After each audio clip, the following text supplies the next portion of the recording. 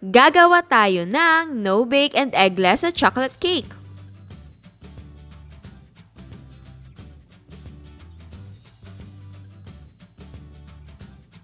Para sa cake ingredients natin, meron tayong all-purpose flour, baking soda, salt, cocoa powder, white sugar, white vinegar, vegetable oil, vanilla essence, and hot water.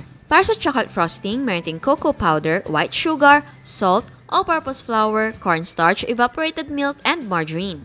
Ang unang gagawin natin ay chocolate frosting. In a pan, i-combine natin ang white sugar, cocoa powder, cornstarch, all-purpose flour, salt, and evaporated milk. And then mix well.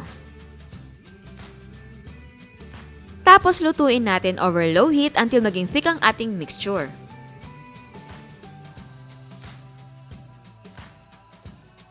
Kapag thick na ang mixture, turn the heat off at ilagay na natin ang margarine and mix well. Tapos iset aside na natin at palamigin. Bago naman natin gawin ang cake batter, magpapakulo tayo ng tubig para sa pag-steam ng ating cake. And yes, pwedeng i-bake ang cake recipe natin. Para sa chocolate cake, i-combine natin ang all-purpose flour, baking soda, salt, and cocoa powder.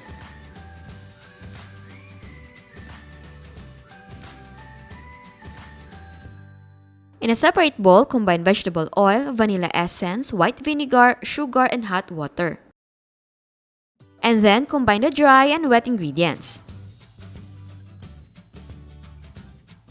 Tapos, i-divide natin ang cake batter into 5 equal parts. Ang gamit ko ay medium size na lanyera. Naglagay lang ako ng parchment paper sa bottom at nag-lightly grease ako sa size ng ating lanyera. And yes, pwedeng gumamit ng ibang cake pan.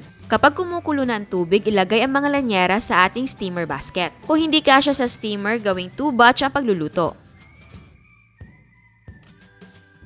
Takpan natin at i-steam natin over low heat for 30 to 35 minutes. At huwag kalimutan na i-wrap ang lid ng clean cloth para hindi matuluan ng tubig or steam ang ating cake.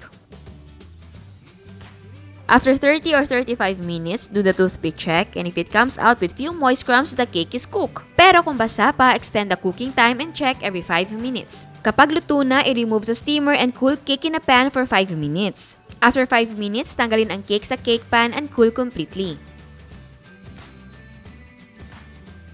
Kapag malamig na ang cake, pwede na mag-assemble. Ilagay natin ang cake sa ating container. Ang gamit ko ay clear pack. Tapos mag-apply tayo ng frosting sa ating cake. Ang frosting natin ay tama lang para sa 5 pirasong cake.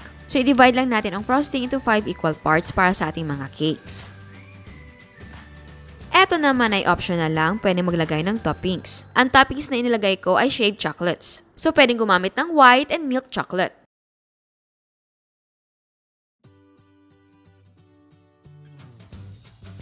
And then, cover and chill until ready to serve. And again, pwede maglagay ng ibang toppings. Ito ay sprinkles. At ito naman ay marshmallows. Ito na ang ating no-bake and eggless chocolate cake. Pero bago tayo mag-taste test, sa hindi pa nakasubscribe, please subscribe sa ating YouTube channel and please click the notification bell and please click all para ma-notify ka sa lahat ng uploads. So ayan, titikman na natin.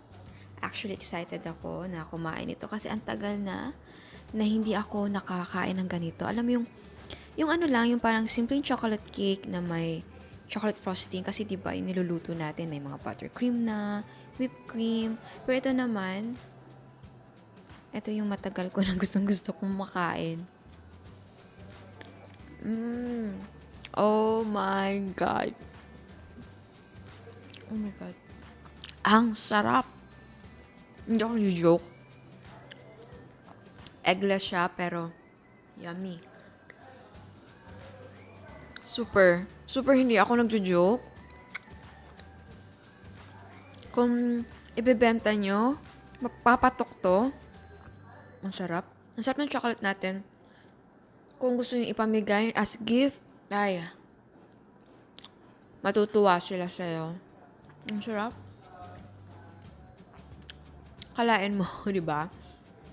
Parang ito atang chocolate cake, yung pinakaunang cake na ginawa ko na steam. Pero ano yun, meron yung gatas, may itlog, ito wala. Okay lang. Masarap pa rin siya. Ang sarap. Kahit mura lang yung cake natin, ang sarap niya. My God. Oh. Gaya ng like ko sinasabi, yung cake natin or any dessert natin, matamis siya pero hindi nakakaumay. Kasi 'di ba, may mga cake talaga, lalo na yung mga ibang chocolate cake, nakakaumay. Tapos mapait. Ayok mapait. Eto hindi. Tamang-tama lang yung tamis niya. Hindi yung parang ganon. Hindi. Eto, oh my gosh, alam niyo ba? Parang ayaw kong mag-stop kumain. And 1 week na akong hindi nagra-rice. Kasi, may LC ako, pero hindi ako strict sa LC ko. Actually, lagi ako nag-cheat. Gaya itong kumakain ako ng mga dessert natin, yung taste test natin. Tapos, naglilimit na nga ako sa rice ko. Pero nga talaga, straight 1 week wala ng rice. Kasi, malaki ng chunk ko. Ang sarap. Oh my God. Magugustuhan to ng daddy ko. Mahilig sa matamis yung dad ko. And take note, diabetic na siya. Pero matigas ang ulo. Sarap. Bagay na bagay yung cake at yung frosting. And nga pala sa toppings, kahit ano. Kahit anong gusto nyo. And kung ayaw nyo na may toppings, okay lang, wala na. Kasi masarap naman yung ating cake mismo. And yung frosting.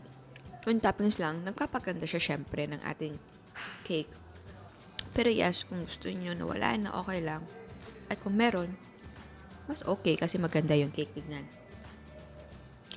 Pero ang sarap niya. Cake lang. My God. Tama na. Diet ko. So, ayan. Sana nagustuhan nyo. Ciao! At eto ang mga prices ng ating mga sangkap. And yes, pwedeng gumamit ng mga gusto nyong brands.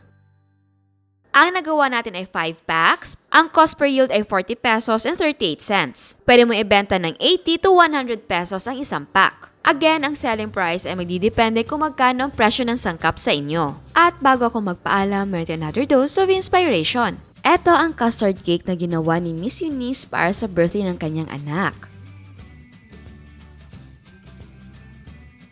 Ito naman ang mga cookies ni Miss Marilyn. Meron siyang puto cheese,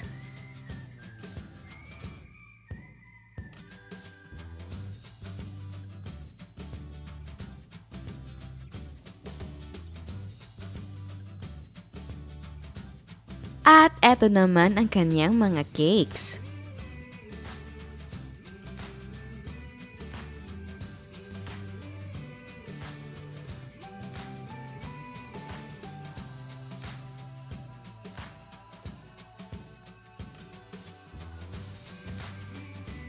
Eto ang crinkles ni Miss Kat.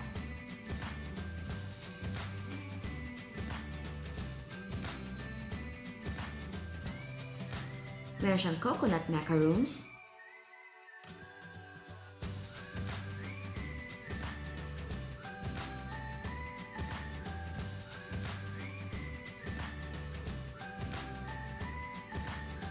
Meron siyang brazo de Mercedes.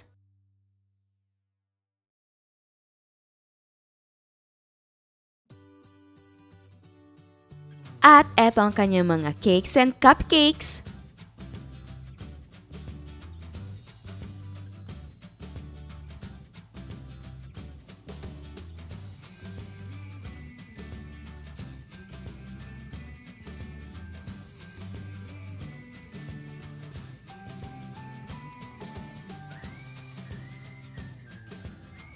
Again, gusto ko magpasalamat sa lahat na nagpapadala ng mga creations nila. Napansin ko talaga na ang daming nag-improve. See, huwag kayong matakot na sumubok. Kasi kung hindi kayo susubok, hindi nyo malalaman kung kaya nyo or hindi. Kasi 'di ba, marami sa inyo na hindi nyo inaakala na magiging business nyo pala ito. Kaya fight lang tayo at laging tumambay sa ating channel. Para sa marami pang recipe, please subscribe sa ating YouTube channel. And please click the notification bell and please click all para ma-notify kayo sa lahat ng uploads. And please don't forget to like our Facebook page and follow us on Instagram. Thank you!